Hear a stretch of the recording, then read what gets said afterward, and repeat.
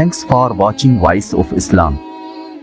शेख साहब के बयानात के लिए लाइक, शेयर एंड सब्सक्राइब करें। बिस्मिल्लाहिर्रहमानिर्रहीम। अल्हम्दुलिल्लाह वकफ़ा वस्सलामुन अला इबादिहिल्लज़ीना इस्तफ़ा अम्मा बाद। ভাই সকল, আসল হজের 5টা বা 6টা দিনের আজ কথা বলবো। এর আগের আমার ভিডিওয়ে, আমার চ্যানেলে বিস্তারিতভাবে বয়ান করেছি। আর বিশেষ করে বয়ান চলছিল তামাত্তু হজ, অর্থাৎ যে হজে আমরা অধিকাংশ মানুষ আমরা লিপ্ত থাকি।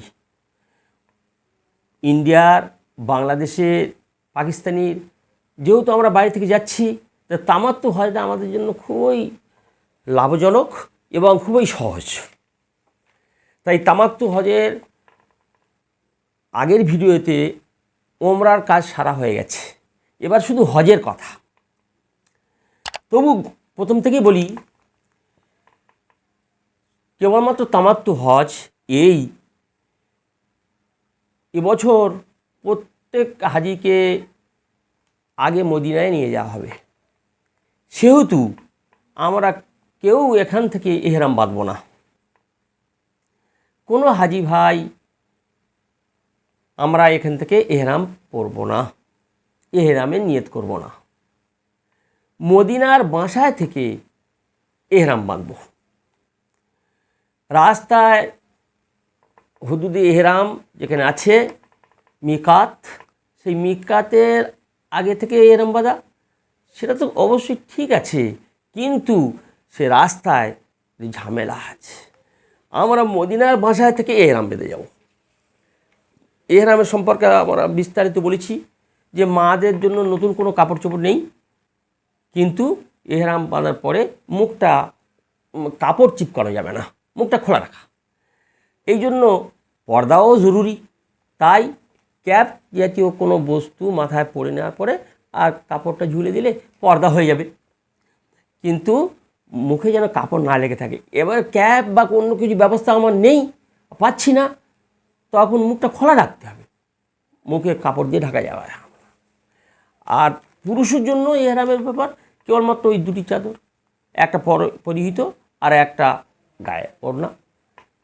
এখন এহরামের একটা পোশাক, কিন্তু এহরাম আসলে বলেছি নিয়ত করেই তালবিয়া পড়ার নাম এহরাম। জি, এখন আমরা তামাত্তু হজ করব যেহেতু, তাহলে আমরা ওমরার নিয়ত করব। আল্লাহ মনে মনেই নিয়ত করা, আর মুখে যদি বলতে পারেন বলবেন, আল্লাহ ওমরার করার নিয়ত করছি, আল্লাহ তুমি আমার ওমরাকে কবুল করে নিও, সহজ করে দিও। আর সাথে সাথে তালবিয়া পড়তে হবে, লাব্বাইক আল্লাহুম্মা লাব্বাইক। জি, এই লাব্বাইকের ব্যাপারটা আমি বারবার বলেছি আর বলছি, খুব প্র্যাকটিস করে নিতে হবে এইটুকু শব্দগুলো আর অর্থসহ, মানে আল্লাহর দরবারে আমরা হাজির হচ্ছি। এখন বাসায় থেকে এহরাম বাঁধবার আগেই আমরা সমস্ত কিছু আমাদের প্রয়োজনীয় কাজকর্ম, অর্থাৎ ক্ষৌর কাজ যেগুলো সব সেরে ফেলবো।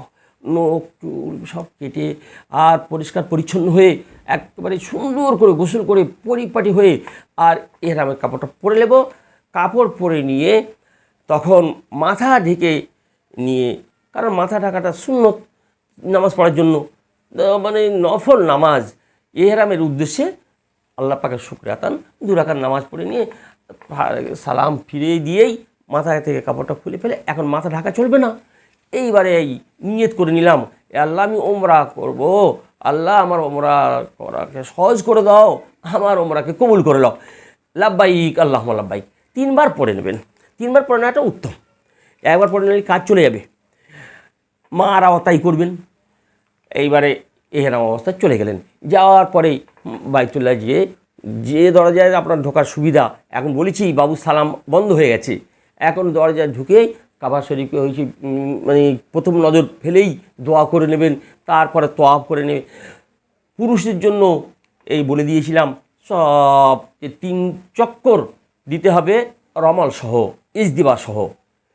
ইজদিবা বলতেই ডান বগলের তলায় থেকে উপরে চাদরটাকে নিয়ে বাম কাঁধকে ঢেকে রাখা, আর ডান কাঁধটা খালি করা। আর এই ইজতেমা থাকবে 7 চক্করে, কিন্তু 3 চক্করে এই ইজতেমা তার সঙ্গে রমাল করতে হবে। রমাল মানে বীরের মতো ভাব দেখানো। এই বলেছিলাম আগে, ফের বলছি। তারপরে সাধারণভাবে 4 চক্কর দেবেন। আর এই কোণে আসলে যেটা রুকনে ইয়ামানি, সেখানে থেকে এইটুকু দোয়া করবেন, রব্বানা আতিনা ফিদ দুনিয়া হাসানা ওয়া ফিল আখিরাতি হাসানা ওয়া কিনা আযাবান নার। যদি এটা না জানেন তো সুবহানাল্লাহ আলহামদুলিল্লাহ যা বলছি তাই বলবেন, নতুন করে কোনো দোয়া মুখস্থ করতে হবে না।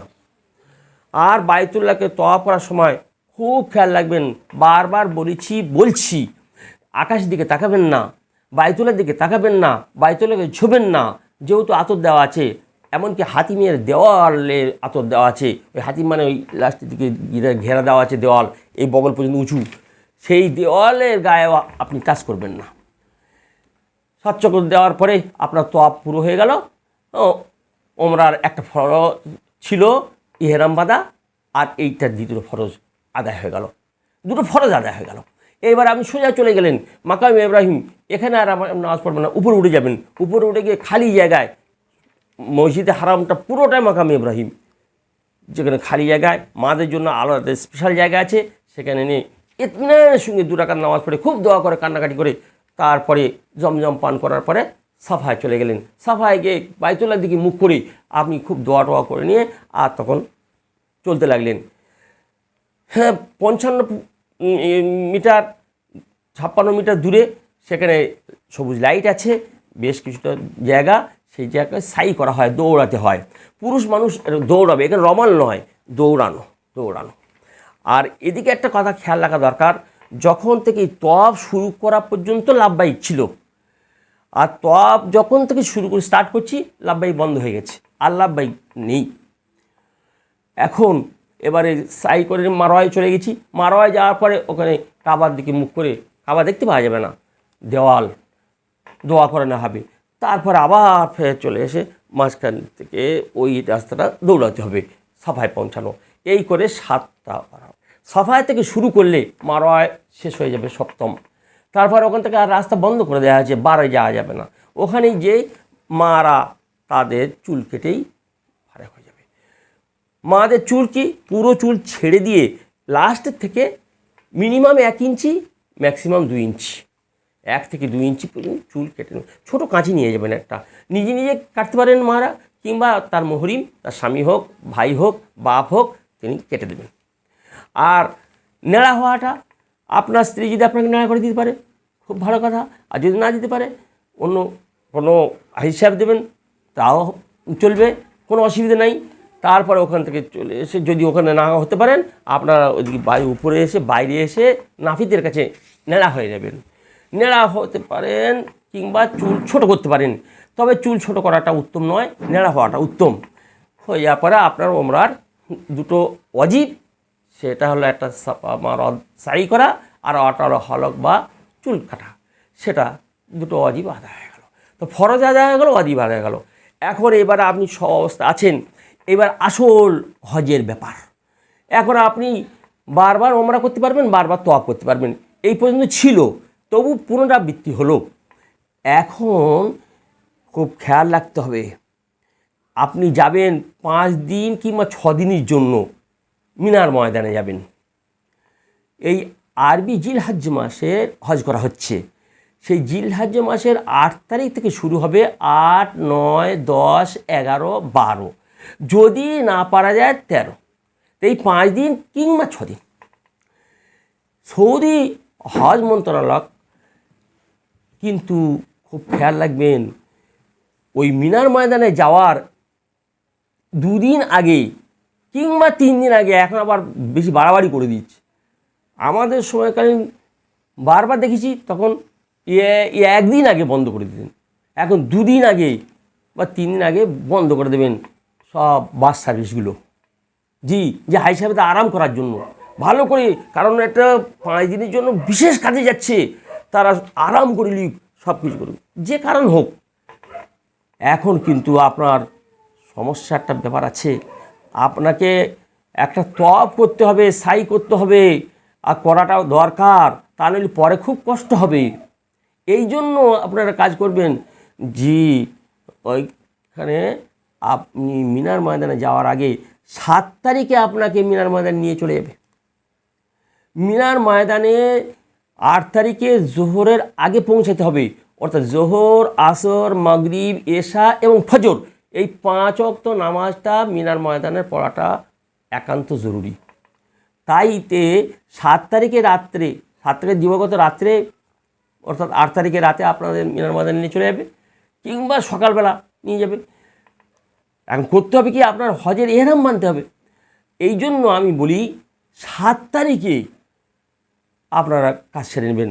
এখন অধিকাংশ হাজি ভাইদের সেই দূরে, অর্থাৎ এই পুরো 10 কিলোমিটার 11 কিলোমিটার দূরে রাখা হয়, অর্থাৎ আজিয়া রাখা হয়।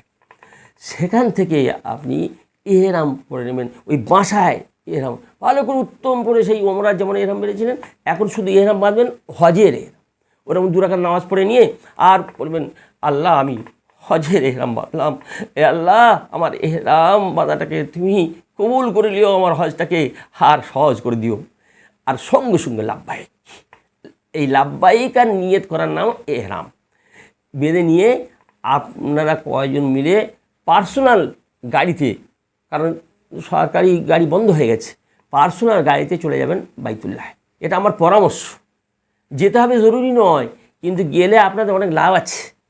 গিয়েই করবেন কি, ওই সেই রমাল ইজতেবা সহ যেমন করেছিলেন ওমরার, সেইভাবে পুরোপুরি সেইভাবেই আপনারা চক্কর নিয়ে একটা তোয়াফ করবেন, 3 চক্করে রমাল করবেন, আর 7 চক্করে ইজতেবা করবেন। ইজতেবা করে নিয়ে আপনি মাকামে ইব্রাহিম এসে 2 রাকাত নামাজ পড়ে নেবেন, তারপরে সাফা মারা সাই করে নেবেন।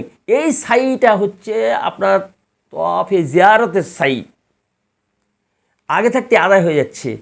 জি, তখন আর আপনার ঝামেলায় পড়তে হবে না, আর কষ্ট আপনি সহ্য করতে পারবেন না। এই জন্য পরামর্শ দিচ্ছি এইটাই, এই সাই করে নেবেন। না আর পরে একবার আর নেড়া হবেন না, আর কিছু করবেন না। সাই করার পরে আপনারা সব চলে আসবেন বাসায়, এসে অপেক্ষা করবেন, আপনাদের নিয়ে যাবে, আপনাদের হেঁটে যেতে হবে না। এবার মিনার ময়দানে সেই 7 তারিখে বিকালবেলা নিয়ে যাক আর রাত্রিবেলা নিয়ে যাক, যখন নিয়ে যাক, কিন্তু ফজর নামাজ পড়ে ওই কাজটা সেরে নেবেন। এখন আপনি মুহরিম হাজির ইহরাম বেঁধেছেন হজ করার জন্য, এখন মিনার ময়দানে গেলেন। মিনার ময়দানে গিয়ে কাজ কি? মিনার ময়দানে কোনো কাজ নেই, শুধু তসবিহ তাহলিল জিকির আজকার তেলাওয়াত, আর ওই জামাতের সঙ্গে এইখানে ওই যে 3টে পোটলা নিয়ে যেতে বলেছিলাম, 3টে ব্যাগ, লাস্ট ব্যাগটা হলো সবরের ব্যাগ। এইখানে সবরের ব্যাগটাকে খুলে দিতে হবে পুরো, তা নইলে সর্বনাশ হয়ে যাবে। মিনার জায়গাটা এত ছোট ছোট, এমন ব্যবস্থা আগে তো খুব আমাদের, এখন একটু ডেভেলপ করেছি, কিন্তু তবুও এই জায়গা নিয়ে কামড়াকামড়ি ঝগড়া। জি, খবরদার করবেন না, একবার সুষ্ঠুভাবে থাকে। এইবারে 8 তারিখের এশা নামাজ হয়ে গেল, সারা রাত আপনি ইবাদত আমলে যা করলেন আরাম করে, ফজরের নামাজ পড়ার পরে তারপরে রওনা হওয়া দরকার। কিন্তু অনেক সময় দেখা যায় ওই রাত্রেবেলায় নিয়ে চলে যাচ্ছে বাসে, ইত্যাদি ইত্যাদি। যাই হোক, কিন্তু সেটা হলো খেলাফে সুন্নত হবে, আলাদা কথা, কিন্তু কাজ চলে যাবে। তাই স্বামী স্ত্রী হলে রাত্রে চলে যেতে হয়, সময় তখন গাড়ি পাওয়া যায় না। আবার এখন ট্রেনের ব্যবস্থা আছে, কিন্তু আপনাদের যেতে হবে কোথায়? ওই 9 তারিখে আরাফার ময়দানে যেতে হবে। জি, 14 থেকে 15 কিলোমিটার দূর মুজদালিফা অতিক্রম করে যেতে হবে আরাফার ময়দানে। মুজদালিফার উপর থেকে যাচ্ছেন, যে সেখানে জোহরের পর থেকে নিয়ে সূর্য ডোবা পর্যন্ত কোনো 1 মিনিটের জন্য অন্তত অবস্থান করতে হবে। এটা একটা ফরজ ছিল হজের। তা জি, হজের ফরজ 3টি, একটা ওই এহরাম হয়েছিল ফরজ, আর একটা এই উকুফে আরাফায় অবস্থান করা দ্বিতীয় ফরজ। এই 9 তারিখে সূর্য ডোববার আগে ওখান থেকে বার হওয়া হবে না, কিন্তু মাগরিব নামাজ পড়া হবে না। আপনারা ওখানে নামাজ পড়বেন আর ইবাদত করবেন। আর ওখানে একটা পাহাড় আছে, জাবালে রহমত, জাবাল মানে পাহাড়, রহমত আল্লাহ পাক করুণার পাহাড়। আল্লাহ রসুল সাল্লাল্লাহু আলাইহি ওয়াসাল্লাম উটের উপরে থেকে ওই পাহাড়ের পাদদেশে, পাহাড়ে চড়েননি, এই জন্য হাই সাহেবরা পাহাড়ে চড়বেন না, ওই পাহাড়ের পাদদেশে দোয়া দোয়া, কান্না কান্না, যতটা কাঁদতে পারেন কাঁদবেন। এইখানে শয়তান সব শেষ হয়ে যায়। যে জাবালে রহমতের কান্না আল্লাহ তাবারক তাআলা যদি পৃথিবীর সমস্ত মুসলমানের উপরে সেইটাকে বন্টন করে দেয়, তা সবার গুনাহ মাফ হয়ে যাবে। শয়তান দেখে নিল, ওহ আল্লাহ, তার দেয়ালে পিঠ হয়ে গেছে, খুব কান্নাকাটি করে। এইবারে বেলা ডুববার পরে আপনাদেরকে সেই বাসে নিয়ে আসবে, কিংবা আপনারা ট্রেনে, কিংবা আপনারা হেঁটে যেভাবে আসছেন মুজদালিফায় ফিরে আসছেন। যে মুজদালিফা অতিক্রম করে চলে গিয়েছিলেন, সেই মুজদালিফায় এসে রাত যাপন করতে হবে। চাই রাত 11টার সময় পৌঁছান আর 12টার সময় পৌঁছান, মাগরিব নামাজ এখন পড়া হলো না, কিন্তু এখানে আসার পরে ওই খোলা আকাশে, এখানে শীতকাল হোক আর গ্রীষ্মকাল হোক, খোলা আকাশে এখানে বাস করতে হবে। এইখানে আপনারা সারা রাত কাটাবেন।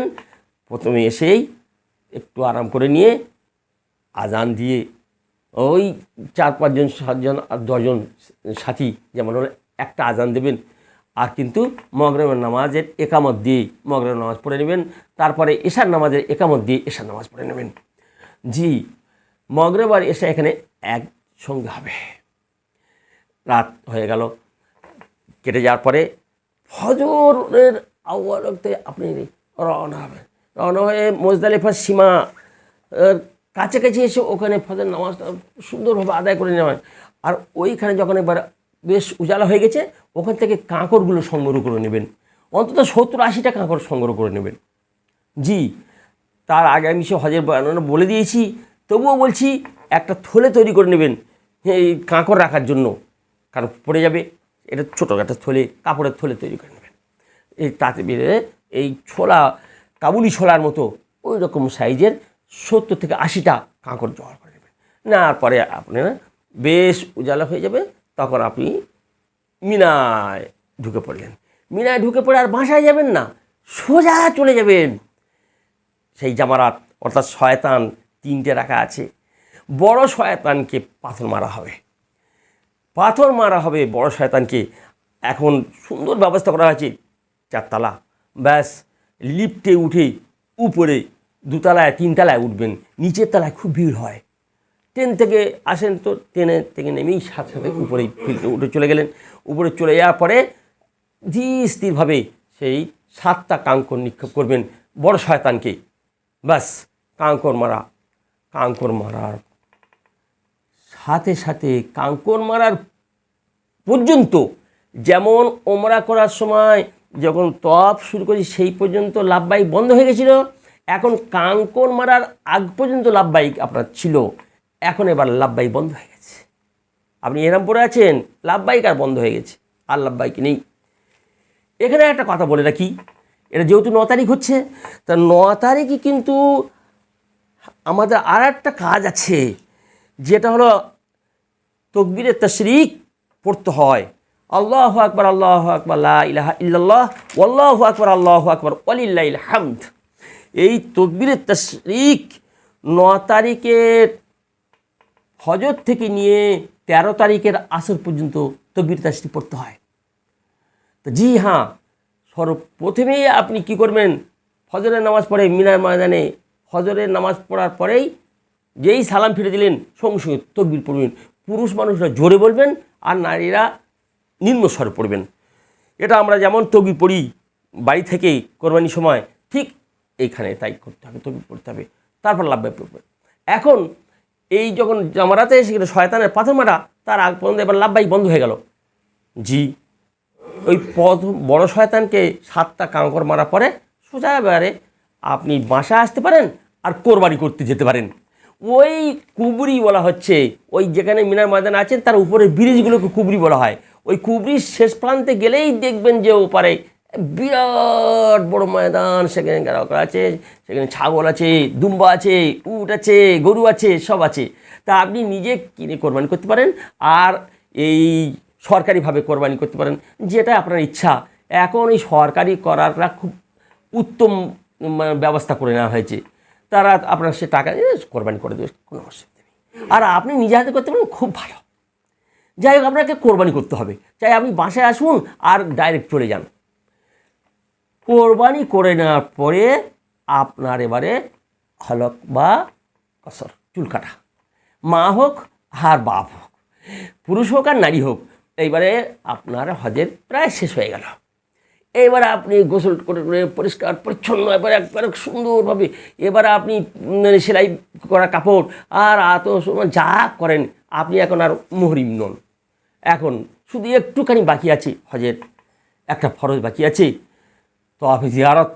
এইবার খুব আরাম করে নিলেন, খেয়ে দিয়ে নিলেন, নেওয়ার পরে এই দিনেই আপনি, এটা আপনার তো প্রায় জোর আগে পর্যন্ত কমপ্লিট হয়ে যাচ্ছে, তা আপনি এবারে করবেন কি, তখন তো আর গাড়ি ঘোড়া নেই, ব্যাপার নেই, তখন ওই যে কুবরি বলছি, মিনার ময়দানের উপর থেকে ব্রিজ, এদিকে টানা ওদিকে টানা এদিকে টানা, যেখানে ব্রিজ শেষ হয়ে যাচ্ছে ওখানে হাই রোড, ওখানে দেখবেন, ওখানে পৌঁছাবেন, ব্যাস তখন দেখবেন হারাম হারাম করে হাঁকছে। 4 জন সাথী একসঙ্গেই যাবেন, যে টিমে আছেন সেই 4 জনে একসঙ্গে চলে গেলেন, ওখানে যাওয়ার পরেই আপনি সঙ্গে সঙ্গে হারামে পৌঁছাবেন। হারামে পৌঁছে ওই পোশাকে আপনি এখন আর এই এহরাম পরে নেই, আপনি এখন জামা পায়জামা একবার সব স্পেশাল পরে আছেন, একবারে বাবু সাহেব সেজে আছেন। তা আপনি গিয়েই শুধু সিম্পল তওয়াফ করবেন, আর এখানে রমাল নেই, ইজতেমা নেই, আর ও সাই নেই, কিছু নেই, শুধু বাইতুল্লাহকে তওয়াফ করে নিলেন। সেই কষ্টটা আগে করে এসছেন, জি। আর যদি ওটা না করে থাকেন তাহলে এখন করতে হবে, এখন এই পোশাকেই রমাল করতে হবে, ইজতেমাটা হবে না, আর তারপর সাই করতে হবে, জি। এটা হলো তওয়াফে জিয়ারত, এটা একটা ফরজ ছিল। তো এই হজের 3টে ফরজ পুরোপুরি এবার আপনি হাজি হয়ে গেলেন। এইবারে মিনার ময়দানের কথা বলি। মিনার ময়দানে সব খিমাগুলো একরকম, আপনার এরিয়ার ভিতরে যেগুলো টয়লেট আছে আর ব্যবস্থা আছে, বার হলেই আপনি দেখবেন সব কটা এক। যদি আপনি কোনো নিশানা না রাখেন তাহলে আপনি আপনার ঘরটাকে চিনতে পারবেন না, ওইখানে খুব গণ্ডগোল হয়ে যাবে। এই জন্য আপনারা সেই নাম্বারগুলো নেবেন, আর মিনার মানচিত্রটা আপনি সবসময় পকেটে রাখবেন। কিন্তু আপনার একটা এরিয়া করে দেওয়া আছে, সেই এরিয়ার ভিতরে 6টা 8টা সিস্টেম, মানে আলাদা কটা করে ভাগ করা আছে। ওই খবরদার যদি নিজের রুমটাকে যদি গুলে ফেলেন তাহলে ওই এরিয়ার বাইরে যাবেন না, এরিয়ার বাইরে গেলে বিরাট গণ্ডগোল হয়ে যাবে। তখন সব সময় এগুলো বেল্টগুলো সব খেয়াল রাখতে হবে। আর এটা বারবার বলছি, একটা এই প্রাইমারি স্কুলের ছেলেদের যেমন পিট ব্যাগ হয়, ওই রকম একটা পিট ব্যাগ সবসময় কাছে রাখতে হবে, পিঠে রাখতে হবে। তার ভিতরে 1 বোতল পানি থাকবে, ফোল্ডিং ছাতা থাকবে, আর শুকনো খাবার থাকবে। আর এই মিনার ময়দানে যাওয়ার জন্য এই 5 দিন বা 6 দিনের জন্য আপনারা শুকনো খাবার অন্তত কিছু সাথে নেবেন। এইবার আপনি হাজি হয়ে গেলেন। এবার কাজ কি, এবার 10 তারিখ খতম হয়ে গেল। 11 তারিখে একবারে ফজর নামাজ পড়ে খুব তেলাওয়াত করে স্টাক পরে নিয়ে আর এবার ঘুমুন, আরাম করুন শান্তির সঙ্গে। এবার গোসল টোসল করে নিয়ে পবিত্র জোহরের পরে অর্থাৎ জাওয়ালের পরে আপনার কাজ, যেই ফের সেই জামারাতে অর্থাৎ শয়তানের কাছে যেতে হবে। এখন এবারে শয়তান, 3টে শয়তানকে পাথর মারতে হবে। প্রথম দিন 10 তারিখে অর্থাৎ গতকাল মেরেছিলেন একটা শয়তানকে, বড় শয়তানকে মেরেছিলেন, আর এখন এবার 3টে শয়তানকে মারতে হবে। 3টে শয়তানকে পাথর মেরে আপনি চলে আসবেন আপনার খিমায়, আর কোনো কাজ নেই। এবার আপনার যা, 11 তারিখ পার হয়ে গেল। এবার 12 তারিখে সে ফজর পরে আমল করে করে চলে যাবেন, আর কিছু কাজ নেই। ঠিক জাওয়াল অর্থাৎ সূর্য ঢলে যাওয়ার পরে জোহরের ওয়াক্ত থেকে নিয়ে আপনি আবার যাবেন, গিয়ে এই ফের 3টে শয়তানকে পাথর মারতে হবে। প্রত্যেক শয়তানকে পাথর মারাটা 7টা করে। তাহলে প্রথম দিন মেরেছিলেন বড় শয়তানকে 7টা, দ্বিতীয় দিন মেরেছেন ছোট মেজো বড়কে 7 7 7 21টা, তৃতীয় দিন মারছেন 21টা, জি 21 21 42, আর এই 7 49টা। মোট আপনার কাঁকর বা পাথর লাগবে 49টা। পাথর বলা ঠিক হবে না, কাঁকর, জি কাবুলি ছড়ার মতো, জি এই বড় বড় এই রেল লাইনের পাথর নেবেন না, জি না, মকরুহ। অনেকে দেখেছি চোখের সামনে, কয়েকবার দেখলাম আল্লাহ জুতো খুলে ছুঁড়ে মারছে, আমি শয়তানকে জুতো মারছি, লা হাওলা ওয়ালা কুওয়াতা ইল্লা বিল্লাহ। এ নয়, এই পাথর মারা কাঁকর মারা। কিন্তু আমি বলেছিলাম 70 থেকে 80টা পাথর নেবেন, কাঁকর নেবেন। কারণ কি, পড়ে যেতে পারে, আর যে কাঁকড়ে পড়ে যাবে কোশ্চিনকালে তাকে কুড়াবেন না। খবরদার খবরদার, পায়ের চপ্পল খুলে গেছে, আজ সেটা কুড়ে নেবেন না, এগুলো খুব খারাপই, একদম কুড়াবেন না, নেবেন না। জি, প্রয়োজনে এক্সট্রা চপ্পল ব্যাগে করে নিয়ে যান।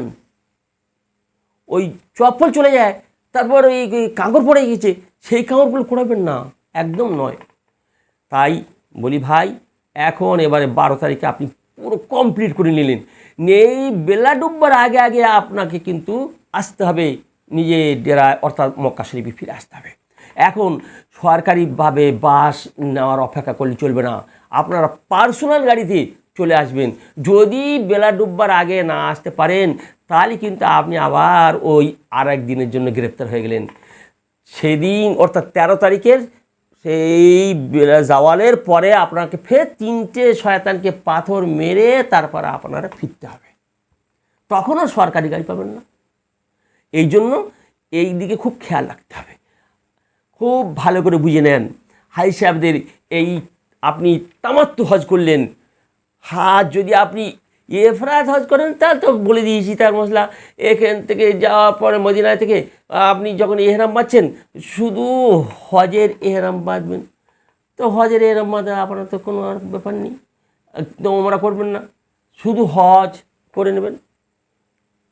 তো সেটাকে মদিনায় ঘর থেকে এহরাম বাঁধার প্রয়োজন নাই, আপনি মক্কায় গিয়ে আপনার বাসায় থেকে এহরাম বাঁধবেন।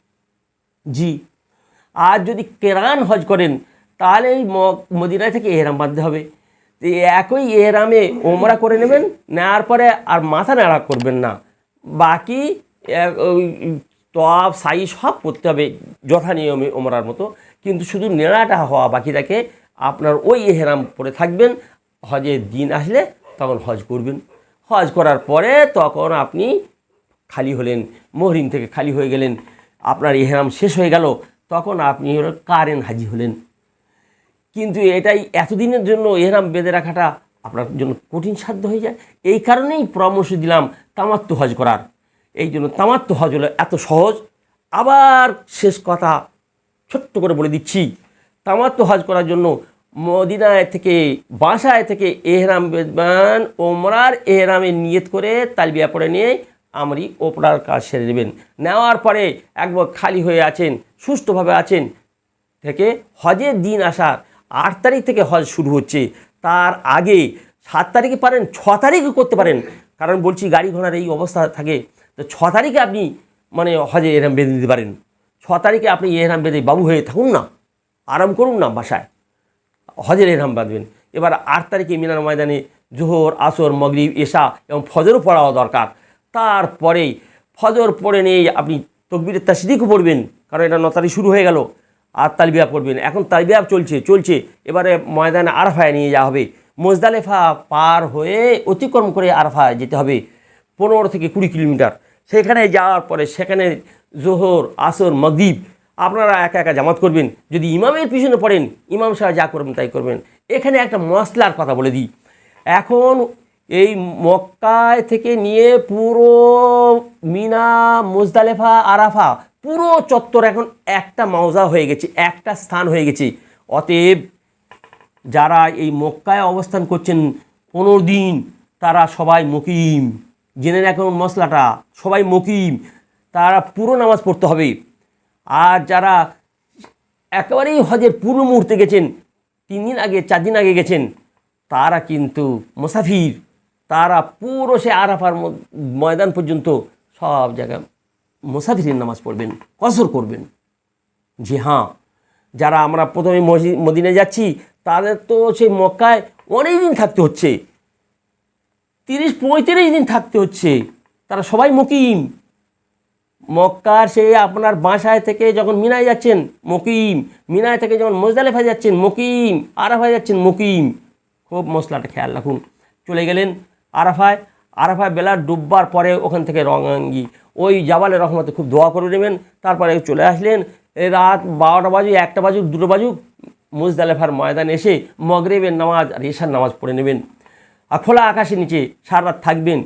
একবারে ফজরের সময় ফজরের নামাজ এর আউয়াল ওয়াক্তে আপনারা চলে এসে মুজদালিফা থেকে আস্তে আস্তে মিনার একেবারে সীমার কাছে এসে ফজরের নামাজ পড়ে নিয়ে উজালা হয়ে গেল, ওখান থেকে কাঁকড় সংগ্রহ করে নেবেন। নেওয়ার পরে তারপরে বেলা উঠছে, তখন আপনি মিনায় ঢুকলেন, ঢুকে সেই প্রথম বড় শয়তানকে, শুধু বড় শয়তানকে 7টা কাঁকড় মেরে আপনি বাসায় চলে আসবেন, কিংবা সোজা ডাইরেক্ট কোরবানি করতে যাবেন। নিজেরা যাওয়া খুব উত্তম, কিন্তু যদি না পারেন সরকারিভাবে করবেন। বারবার বলছি, এগুলো তরতিবার করতে হবে। কোরবানি করে নেওয়ার পরে তারপর আপনি মাথা নেড়া হয়ে গেলেন, আপনার হজের কাজ প্রায় শেষ হয়ে গেল, একটু বাকি আছে, ব্যাস। এবারে আপনার কাজ এই দিনেই আপনি করে নেবেন, সবথেকে উত্তম হবে। একেবারে বিকালবেলা দিকে চলে গেলেন, ওই কুবরি মানে মিনার ময়দানের উপর থেকে যে ব্রিজগুলো, তাকে কুবরি বলছে ওরা আরবিতে, ওই কুবরির শেষ প্রান্তেই যাবেন, সেখানে দেখবেন খুব সস্তার গাড়ি পাবেন, ব্যাস 4-5 সাথী হয়ে গেলে তো কোনো ব্যাপার নেই, টাকা খরচ হবে না। সোজা বাইতুল্লাহ চলে গেলেন। যাওয়ার পরে এর আগে বলে দিয়েছি, মানে হজের এহরাম বেঁধে নিয়ে একটা তোয়াফ সাই সব করে নেবেন। সেই সাইটা এই তোয়াফে জিয়ারতের জন্য যথেষ্ট। তাই এখন সাদা পোশাকে একেবারে সুন্দর বাবু হয়ে যাচ্ছেন, যে হারাম শরীফে গিয়ে আপনি আর মুহরিম নেই। আর বলেছি, কথাটা মনে রাখবেন, প্রথম শয়তানকে, বড় শয়তানকে যখন পাথর মারতে এসছেন, ওই পর্যন্ত আপনার তালবিয়া শেষ হয়ে গেছে।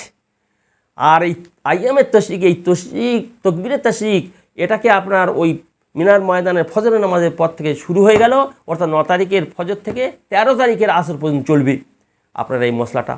সেই আইয়ামের তশরিকে ওই তশরিক চলছে, তকবীরের তশরিক চলছে, কিন্তু লাব্বাইক ওই প্রথম শয়তান পর্যন্ত বন্ধ হয়ে গেছে, আর আপনার লাব্বাইক পড়তে হবে না।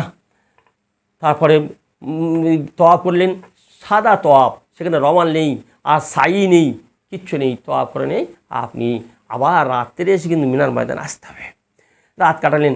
এবার 11 তারিখে জোহরের পরে, অর্থাৎ জাওয়ালের পরে আপনি এসে 3টে শয়তানকে পাথর মারবেন, তারপরে আর কোনো কাজ নেই। এবার 12 তারিখে আবার ফের 3টে শয়তানকে পাথর মারবেন, কাজ শেষ, আপনার হজ শেষ। এবার আপনি বাসায় ফিরে আসুন।